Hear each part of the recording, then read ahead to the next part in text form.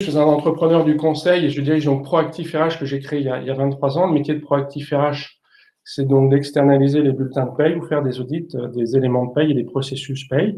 D'une manière plus large, d'accompagner les entreprises dans la formalisation et la digitalisation de leurs processus RH avec un outil commun à toutes ces 4 dimensions que vous avez sous les yeux, c'est Mind Manager. Donc Siform, lui, est un organisme de formation action, créé également il y a 23 ans, historiquement sur la partie formation à logiciel de comptabilité, formation à la facturation, bureautique, etc. Parce qu'on était convaincu que ça amenait de l'efficience. Et depuis 15 ans que j'ai découvert le mind mapping ou la cartographie mentale ou le schéma heuristique, tout ça définit la même chose. Progressivement, nous sommes recentrés pour aujourd'hui ne travailler plus que sur la cartographie numérique avec Mind Manager. Et nous sommes devenus revendeurs de Mind Manager et nous sommes certifiés depuis 2014 sur Mind Manager. Nous étions parmi les premiers. J'utilise Mind Manager dans toutes mes activités, notamment lorsque je suis formé une fois par mois dans le cadre de ma participation à l'association Progrès Management, dite APM, ou lorsque je participe au conseil d'administration de la chambre professionnelle du conseil, ou bien lorsque j'étais conseiller prud'homal et que j'avais à prendre des notes pendant les audiences, et puis après présenter l'état de mes notes dans le cadre du délibéré. Donc moi, ce que je vous propose aujourd'hui, c'est de partager cette expérience de la cartographie numérique pour digitaliser avec Mind Manager au travers de cas clients que j'ai un peu synthétisés. Dans un premier temps, je vous proposerai de regarder la cartographie de la chaîne de valeur. Dans le cadre de l'amélioration continue, on parle de value stream mapping d'un processus de paye. Ensuite, je vous présenterai comment on peut utiliser cet outil-là, la cartographie, dans le cadre d'un pilotage de projet RH. Je vous montrerai une application particulière, innovante sur la Bible de paye. Vous verrez qu'on peut étendre ce raisonnement-là à d'autres applications RH. Que je me proposerai de vous présenter au travers d'une cartographie spécifique d'outils RH pour préparer ou accompagner la digitalisation ou même en prendre conscience. Et puis, nous terminerons par une vision plus globale sur la cartographie en entreprise. Alors voilà, sans plus attendre, je vous propose de commencer par la cartographie sur la chaîne de valeur. Voilà, donc là, c'est une vision assez importante d'un processus. Donc, dans un premier temps, je vais peut-être vous présenter sous une logique de présentation PowerPoint ce processus de production de paye, donc issu d'un client d'environ 180 personnes sur 2 sites différents, l'usine et le siège, une personne, une compétence stratégique qui est en capacité de le faire. À l'époque, la DRH souhaitait avoir une vision de ce que, DRH nouvellement nommé, voulait avoir une vision de ce que faisait le gestionnaire de paye pour bien comprendre comment ça se passait et préparer le départ à la retraite de cette personne qui va intervenir d'ici 3-4 ans. Donc, première phase, une phase de collecte et de saisie de variables de paye, suivie d'une dimension de calcul de la paye pour aboutir au paiement des salaires. Enfin, les déclarations sociales DSN et une clôture de la session de paye. Voilà le processus dans cette organisation. Pour réaliser cette production de paye, 4 environnements. Un environnement de gestion des temps des activités avec l'outil Baudet, un environnement papier, un environnement numérique géré sous Google Drive et un outil de production des bulletins de paye avec ADP. Lorsqu'on a analysé le processus, donc on était dans une démarche de formalisation pour ce client et d'audit aussi et de préconisation. Donc, on a identifié 60 actions logicielles avec 6 logiciels différents, Acrobat, ADP, Baudet, Excel, SAP et un élément sous Word. Alors, maintenant, ce que je vous propose, c'est, au-delà de cette présentation synthétique, c'est de voir, en fait, ce que fait, au travers de la cartographie de toutes les actions, voilà, cette personne, ce gestionnaire de paye, ou cette gestionnaire de paye en l'occurrence, c'était une femme, tous les mois. Et donc la problématique, quand vous avez 6 logiciels différents avec autant d'actions, c'est si jamais elle n'est pas là, comment on la remplace? Donc déjà, il faut remplacer par une personne qui maîtrise ces 6 logiciels. Et puis après, c'est dans quel sens je vais prendre les actions. Donc là, c'était le principe de cartographier ces éléments-là. Donc, je vais zoomer un petit peu pour que vous vous rendiez compte. Voilà. Donc là, on a une action de collecte sur le cahier d'usine, tous les éléments variables de paye pour préparer, on va le voir plus tard, hop, la saisie. D'accord. Donc là, on voyait qu'on avait des éléments qui étaient issus d'un cahier d'astreinte, d'un document qui s'appelait dotation aliments et des éléments de délégation. Donc là, avec cette cartographie, on a plusieurs informations au-delà du titre du document. On sait qu'ici, il y a une préconisation qui avait été émise, que ça concernait l'usine, alors que ce cahier ici concerne le siège. Et que là, il y a eu un outil Excel. Alors, au départ, nous sommes ici dans la partie paye, et ça faisait partie de nos préconisations qu'on retrouve ici. Au départ, c'était recopié sur un cahier, et donc nous, on a recommandé de le passer sous un fichier numérique de type Excel pour pouvoir notamment sécuriser l'information, parce qu'un fichier peut être sauvegardé et donc répliqué. Un cahier, s'il prend feu, il est perdu. S'il a pris l'eau, c'est perdu. Donc, elle l'utilisait pour pouvoir historiser toutes ces actions. Donc, le fait de le passer sous le numérique, ça permettait de sécuriser. Dans un deuxième temps, de fiabiliser, puisque via les filtres, on pouvait suivre les niveaux de réalisation. Et puis enfin, la mobilité, puisqu'elle faisait certaines actions des fois chez elle, ce qui était surprenant à l'époque. Et donc, je dis, mais oui, mais si tu dois faire des payes, elle me dit, non, c'était juste pour valider la clôture de paye. Et le fait de l'avoir passé sous Excel et donc en numérique, ça permet la mobilité. Et avec ce que nous avons vécu avec le Covid-19, voilà, ce qu'on avait préconisé il y a 4 ans était très opérationnel au mois de mars 2020. Donc voilà, là vous avez donc une représentation, je vous la remonte, globale, et donc avec l'enchaînement, ce qu'on appelle un logigramme.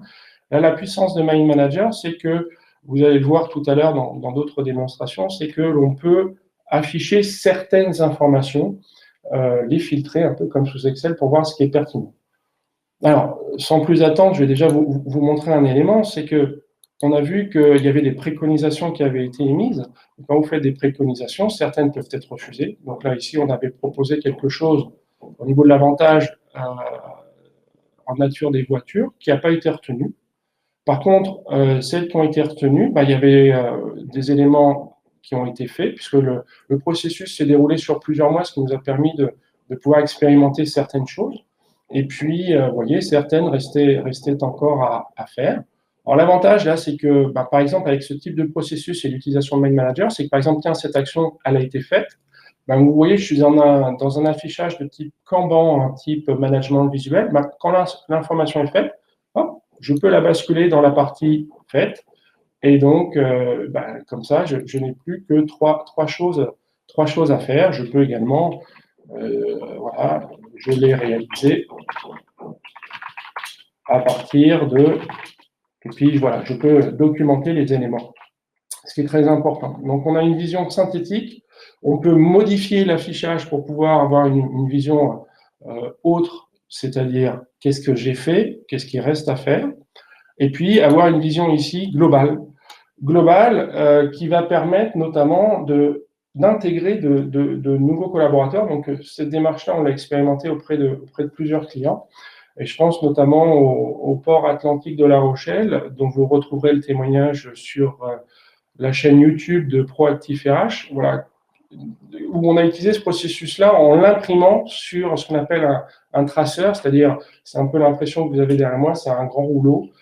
Donc là, on avait fait une impression de 4 mètres de long, 1 mètre de large, pour pouvoir réviser en fait avec le client, c'est-à-dire le directeur administratif et financier, le responsable ressources humaines, le responsable administratif et financier et le gestionnaire de paye, pour vérifier, valider que nous avions bien tous les éléments.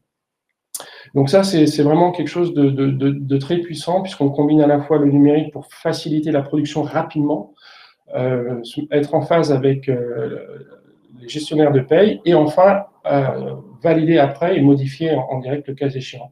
Mais la partie papier permet de prendre du recul et après d'aller faire des focus. Voilà. Donc là, c'était une première présentation que je voulais vous faire. Il y avait une autre logique en termes d'affichage que je voulais partager avec vous, c'est-à-dire que tout à l'heure, on a dit qu'il pouvait y avoir des logiques d'entreprise Donc voilà, là, si je veux savoir quelles sont les actions spécifiques à l'usine ou spécifiques au siège, eh ben, je retrouve que les tickets restaurants sont quelque chose qui sont spécifiques au siège, pas à l'usine, puisqu'à l'usine, il y a une cantine, etc., etc. Donc voilà, là, c'est des choses, c'est la souplesse de Mind Manager qui nous permet en fait de pouvoir répondre à notre exigence métier de conseil ou de spécialiste de la paye pour pouvoir répondre à ces éléments-là et faciliter l'intégration de collaborateurs.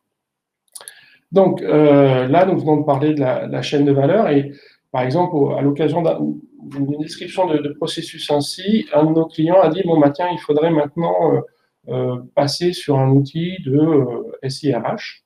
Donc, je vais vous présenter un autre usage de Mind Manager dans le cadre du pilotage d'un projet SIRH. Donc là, on va retrouver la description d'un projet entre guillemets classique, hein, avant, quel est l'outil que nous voulons, une fois que nous avons choisi l'outil, comment nous allons le configurer, une fois qu'il est configuré, comment nous le déployons, et puis après, un élément de retour d'expérience. Alors déjà, vous pouvez remarquer que j'ai des indicateurs visuels sur le niveau de réalisation. Donc là, j'en ai fait un quart.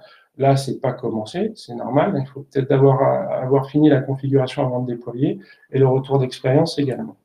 Par contre, vous voyez qu'ici, j'ai des couleurs rouges et j'ai des couleurs jaunes. Rouge, c'est-à-dire que là, je suis en alerte, qui est précisé ici. Pourquoi? Parce que normalement, la tâche devait être finie au 7 septembre. Et là, je me rends compte que derrière, le 7 septembre, nous sommes aujourd'hui le 12 décembre. Donc, nous sommes en retard. Donc, je vais faire un focus. Et donc là, c'est là où Mind Manager est absolument extraordinaire, puisqu'en fait, il va combiner les éléments de neurosciences. Vous savez sans doute que M. Miller, en travail sur les sciences cognitives, nous a dit qu'on ne peut pas intégrer plus de 7 informations, en fait. Enfin, 7 plus ou moins 2, donc entre 5 et 9.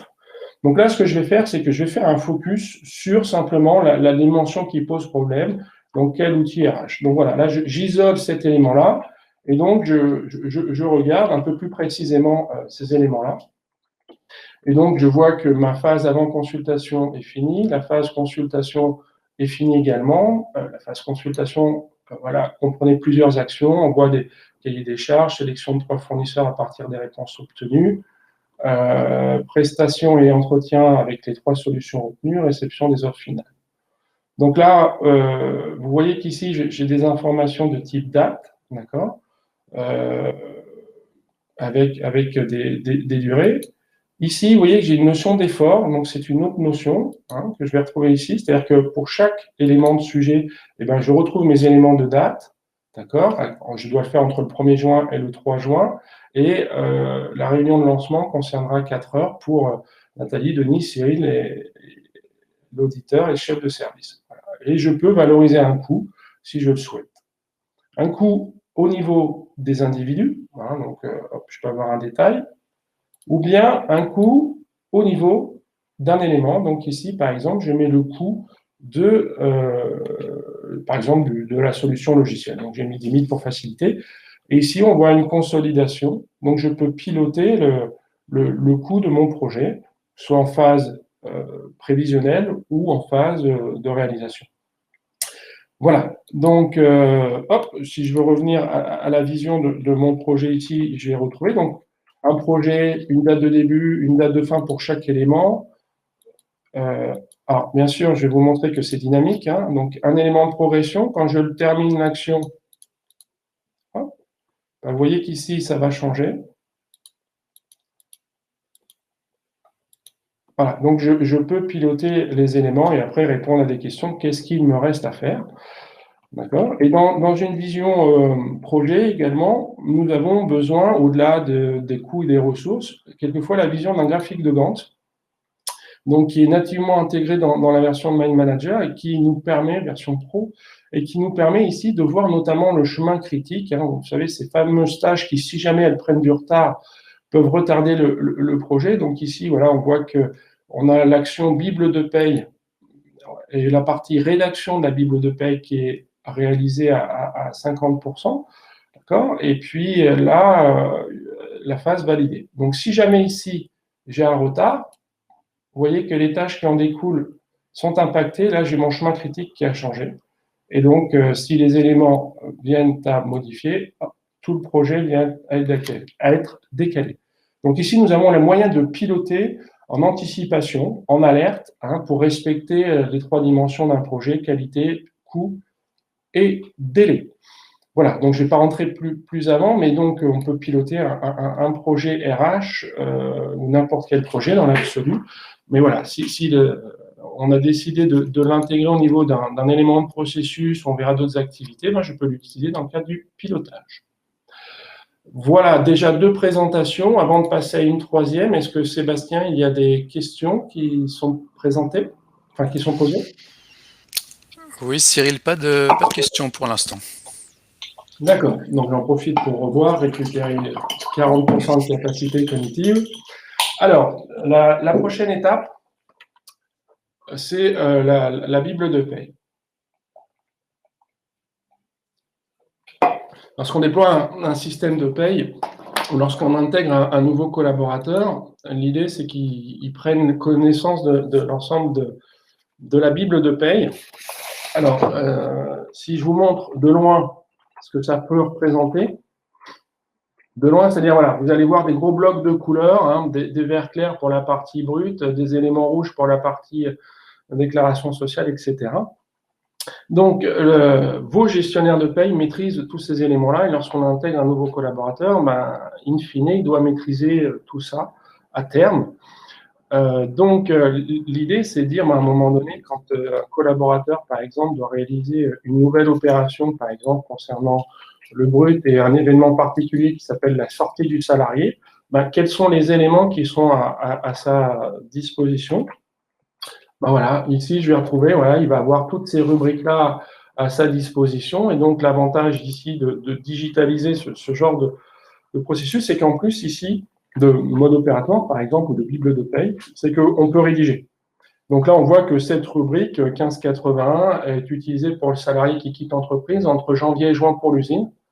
Et pour les salariés du siège, cette rubrique est utilisée quelle que soit la date de départ. Donc ça veut dire que quand le salarié ici de l'usine s'en va, entre juin et décembre, voilà, c'est cette rubrique-là qu'on doit utiliser. Donc là, c'est une spécificité de l'entreprise, on l'a documenté pour pouvoir le savoir, tout simplement, et ne pas faire d'erreur sur la paye de l'usine, alors que le siège était différent. Donc voilà, un type d'exemple. Là, je suis rentré par un événement, donc ça veut dire que je connais les éléments. Et là, je vais vous présenter quelque chose de très important. De mon point de vue, nous sommes à l'ère de la 3D au niveau industriel. Les gens font des plans 3D pour faciliter la conception. Nous avons à faciliter l'intégration de nos collaborateurs, pérenniser et faciliter leurs conditions de travail. C'est là où je trouve que Mind Manager est très puissant. Puisqu'en fait, c'est un peu comme un Rubik's Cube. Depuis tout à l'heure, je vous parle d'une information qui est le faux. D'accord ? Je décris un processus, je pilote un projet. On a vu que quand je gérais un projet, je pouvais gérer qui le fait. Je pouvais gérer les ressources ou les délais. D'accord ? Je pouvais gérer, je ne vous l'ai pas montré, mais sachez que c'est possible, des niveaux de priorité. 1, 2, 3, etc. Ce qui permet après de filtrer. Ici, dans la map Bible de paye, on sait qu'il y a des variables qui sont décrites, mais qui sont alimentées directement par un système, et d'autres qui doivent être saisies. Et là, à un moment donné, je vais me poser la question, mais finalement, quelles sont les variables que je dois saisir ? Je peux être amené à saisir. Donc, je vais aller chercher l'information de mes variables saisies, par exemple. Et donc ici, je vais avoir, vous vous souvenez tout à l'heure la vision que je vous avais donnée. Donc là, vous voyez qu'on la voit d'un peu plus près. Donc voilà toutes les variables de données saisies sous ADP. Après, je peux répondre à d'autres types de questions. Par exemple, qu'est-ce que je dois saisir au mois de novembre ? Et donc là, je vais me poser la question, affiche-moi tout ce que je dois saisir au mois de novembre. Et donc là, bien sûr, j'ai fait un paramétrage quelque part. J'ai codé l'information, j'ai mis des tags pour illustrer un peu l'exemple, mais ça, on l'a fait lorsqu'on a co-construit la Bible de paye avec les gestionnaires de paye en place. Et puis le fait d'identifier tout cela, ça facilite aussi le paramétrage quand on change d'outil, parce qu'il y a certains logiciels qui permettent de déclencher les rubriques à des moments bien précis. Donc là, on se rend compte qu'au mois de novembre, eh ben, il y a les paiements RR et la prime objectif vente. Et donc, du coup, on va pouvoir aller dans la partie cartographie du processus, pour retrouver à quel moment ou comment on récupère les objectifs les paiements des objectifs commerciaux. Voilà. Donc là, on peut avoir bien sûr des liens hypertextes, c'est ça la puissance du digital, c'est qu'on va pouvoir lier les informations. Alors, on peut raisonner aussi en termes de statut de personne. Donc là, c'est une autre vision. Donc, je vous remontre là la vision globale. D'accord? Et puis, à un moment donné, je peux me poser la question, si j'ai travaillé les statuts,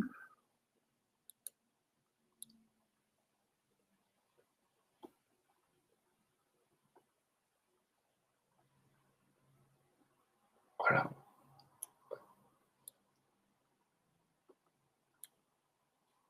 Donc, je peux regarder s'il y a des éléments de cadre. Voilà. Autre. OK? Donc, ça, ce sont les spécificités liées à un statut de cadre. Voilà. Donc, l'idée, c'est que ici, je vous ai montré une représentation d'une Bible de paye. Là, vous la voyez, on va dire, à plat. C'est ce que je disais tout à l'heure. Vous avez un objet de type 3D sur lequel j'ai mis des codes et vous avez vu que j'ai manipulé ce Rubik's Cube pour répondre à des questions bien précises. Qu'est-ce que je dois saisir au mois de novembre?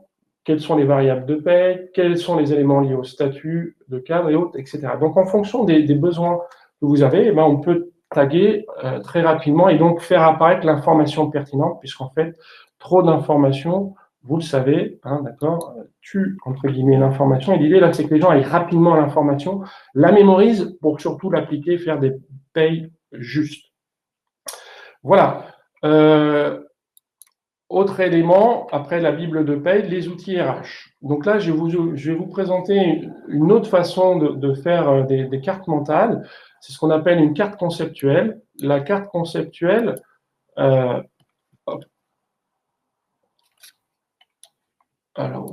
voulais vous présenter celle-là dans un premier temps. Voilà, donc si je vous la présente comme ça, c'est assez compliqué à comprendre au départ. Donc, par contre, c'est très pratique, ce qu'on nous a dit les clients, en fait, quand on co-construit ou quand on veut avoir une vision d'ensemble après coup. Donc là, vous la présentez comme ça, c'est un peu compliqué, mais je vais vous la présenter sous un autre mode, par exemple un mode présentation de type PowerPoint. Voilà, là j'ai dit, par exemple, dans cette carte, j'ai identifié quels étaient les outils liés à mon recrutement. Je peux avoir des fiches de poste qui sont faites sous Word. Je peux avoir une matrice des polycompétences qui sont faites sous Excel, un processus ou des outils de recrutement qui sont faits sous Word, un processus d'onboarding piloté non pas par un outil spécifique pour l'instant, mais là on utilise des mails dans le cas d'un POC, par exemple, un proof of concept, donc expérimentation avant de choisir un outil, par exemple. Après, il y a le processus d'entrée de salarié, et quand le salarié est entré, on va lui remettre un livret d'accueil avec un Word. Donc tout ça, je vais par exemple le retrouver dans l'affichage de marque. Voilà, donc là, les fiches de poste où je vais pouvoir détailler les diplômes, les missions, les savoir-faire. Voilà. Donc je peux représenter les choses comme ça, revenir sur ma logique. Par exemple, d'un plan de formation, il est impacté par le recrutement, ma matrice de polycompétences. Il est également impacté par les entretiens de progrès où j'ai défini des besoins de formation et puis les parcours d'intégration des personnes que je recrute. Donc voilà, là, ici, je peux représenter les éléments. Et dans mon processus de digitalisation, je peux aussi me poser la question, en fait, quels sont les outils que j'utilise pour pouvoir réaliser ces différentes productions. Et donc là, on se rend compte que j'ai beaucoup d'outils, par exemple Word, qui ne sont pas forcément des outils métiers. Mais par exemple, la Bible de paye, voilà, je vous ai dit que c'était possible sous Mind Manager, vous pouvez le prendre ici et puis le basculer sous la Bible de paye. Par exemple, moi, je me souviens d'un client dans la banque qui, de 600 personnes, faisait 27 fichiers Excel pour piloter les organigrammes. Sachez qu'on peut les faire très facilement sous Mind Manager en pilotant des données comme les rémunérations. C'est ce qu'on a fait notamment pour la ville de Boine en cas d'une fusion, pour pouvoir définir la cohérence de la politique salariale. Ou alors on peut mettre les photos, ou alors on peut mettre des informations pour identifier où sont les secouristes du travail, etc. Le plan de formation, je pense à un client dans la pharma qui, après notre formation, avait basculé la communication de son plan de formation en interne au travers d'une carte mentale. Et je ne vous cache pas que pour nous, ça a été super, puisque en fait, les managers ont trouvé ça, la présentation, tellement pratique qu'après, ils ont souhaité participer à la formation. Donc, vous voyez, là, je pilote en fait aussi, j'ai changé du coup le tag en déplaçant, et donc je mets à jour très facilement cette cartographie en disant, ben là, maintenant, je retrouve le plan de formation, il est fait par Mind Manager, je retrouve que l'organigramme, il est fait maintenant sous Mind Manager et non plus sous Excel ou voilà. Je voulais vous présenter différents usages de la cartographie. L'idée, c'est que en faisant des cartes mentales, en fait, on fait du bien à notre cerveau, puisque il a plus l'habitude de raisonner en arborescence, en focus, hein, puisqu'on ne peut pas gérer trop d'informations. Et puis, on se fait tous des représentations mentales. Donc là, le fait d'utiliser des outils comme celui-ci, Mind Manager de cartographie, bah, c'est que vous partagez une vision commune et ça amène de l'interactivité. Même des gens qui ne sont pas des spécialistes savent les lire, savent interagir avec. Mind Manager peut, par exemple, être interfacé avec Word, en Excel, en export, en import. Et les gens qui n'ont pas le logiciel, on peut même l'exporter dans d'autres formats. Voilà, je vois l'heure, 14 heures, on a eu quelques minutes, je me suis permis de déborder. Je serais ravi d'approfondir vos questions ou ultérieurement, si vous le souhaitez, si vous avez besoin de prendre du recul ou de rentrer dans une réunion. Sébastien, est-ce que nous avons des éléments? Oui, Cyril, alors on a déjà quelques questions. Une première question de Sophie. Quels sont les plus de cet outil par rapport à d'autres outils sur le marché? Alors, quels sont les autres outils? Ce sont des outils qui aident à réfléchir, à poser le raisonnement ou à transmettre. Donc, moi, je vais les comparer à des outils bureautiques. Ça ne sert pas, par exemple, à faire des payes. Nos gestionnaires de paye l'utilisent, eux, pour savoir ce qu'ils ont à faire. C'est beaucoup plus pratique que des outils comme Excel ou PowerPoint en présentation de mon point de vue. Et du point de vue de certains de nos clients, ils gagnent vraiment du temps. Par contre, ça ne sert pas à faire des payes. Voilà. Par contre, pour faire des logigrammes, moi, je trouve que c'est très, très puissant, puisqu'en fait, on a cette vision de Rubik's Cube. Mais si elle veut préciser par rapport à d'autres outils, voilà, je suis à l'écoute. Ok. Autre question de Claire. Quel est le retour utilisateur que tu as sur la prise en main de cet outil? Alors, Retour d'expérience. retour d'expérience, ouais. Ouais. On publiera bientôt, parce qu'on est en train de refondre le site de Seaform, et puis là, on a récupéré les témoignages vidéo, puisqu'on a développé la téléformation. Ce que les gens nous disent, c'est que l'outil est très, très intuitif à prendre au départ, en main. Par contre, pour aller toucher la quintessence et l'efficience de l'outil, un accompagnement est intéressant et très rapide, en fait. Hein, c'est de l'ordre de quelques heures, on est très, très opérationnel tout de suite. Je repense à ce que disait Isabelle Bonabo du Port Atlantique de La Rochelle, qui, elle, accrochait pas trop au départ et qui a laissé ses équipes passer et il l'intègre facilement. C'est facile. Alors nous, on les a aidés à construire les maps pour qu'elles soient très opérationnelles tout de suite, mais la prise en main de l'outil est facile. Donc moi, je vous invite à le faire, à expérimenter, et puis après, dans l'accompagnement, c'est pour gagner du temps, de l'efficacité, et pas, écurer les gens. Le risque est là. C'est-à-dire que pour moi, Mind Manager, c'est comme la voiture de Sébastien Loeb, 9 fois champion du monde. C'est une bête de course. Par contre, voilà, c'est pas parce que vous avez le permis de conduire que vous savez piloter. Par contre, vous saurez faire les premiers tours de roue, vous faire plaisir, sentir des trucs, mais quand vous réoptimisez, ben voilà, l'accompagnement apportera de la valeur. Ok, une autre question de Eger. Est-ce que vous avez un projet de digitalisation pour la veille RH? Pour suivre les aspects réglementaires, Alors, il faut savoir que les outils de cartographie étaient utilisés dans la veille économique à l'origine, hein, donc la veille d'information au sens large et pas que RH. Oui, on peut organiser la logique de veille avec des liens vers les sources documentaires, etc. Dans le cadre du Covid, nous, on avait organisé dans le cadre de mon réseau APM, on avait fédéré tous les gestionnaires de paye. C'était une période très, très difficile en termes de stress pour justement partager un peu l'actualité au mois de mars, au mois d'avril, au mois de mai. Voilà. Et donc, on utilisait la cartographie pour piloter et suivre. Ok, une autre question. Est-ce que tout le monde a besoin d'avoir Mine Manager pour visualiser les cartographies ou les cartes qui sont créées?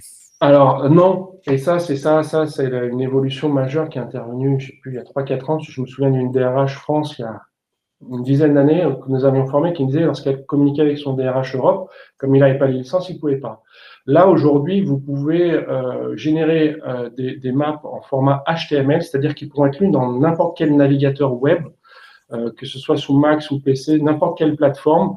Voilà, il suffit de l'exporter dans ce format-là. C'est un peu comme si vous publiez un PDF, entre guillemets, donc les gens pourront le lire et pas le modifier. Et là, la version 2021, vous pourrez même les publier sur Teams, puisqu'en fait, Mine Manager est interfacé avec Teams, SharePoint, Excel, Outlook. Donc, dans Teams, vous aurez une version de lecture et de modification light, si vous en avez besoin dans le cadre notamment de projets. Mais voilà, vous pouvez publier des maps à des personnes qui n'ont pas Mine Manager. C'est ça la puissance. Dans le cadre de communication interne ou externe. Ok, une autre question de l'IMECA. Comment utiliser à bon escient cet outil dans le contexte particulier des pays en développement? J'invite peut-être l'IMECA juste préciser, peut-être donner des précisions, à moins que c'est une question qui te parle, Cyril. Alors, comme ça ne me parle pas. J'apporterai une réponse générale, ou générique. Dès lors que vous avez besoin de formaliser quelque chose et que vous utilisez des outils bureautiques, moi, je vous invite à poser la question ou à nous consulter. Et si on le faisait sous forme de carte mentale avec Mine Manager? Il y a tellement de possibilités. On peut conduire de la stratégie, on peut piloter des projets, on peut faire de l'amélioration continue industrielle, on peut faire du management.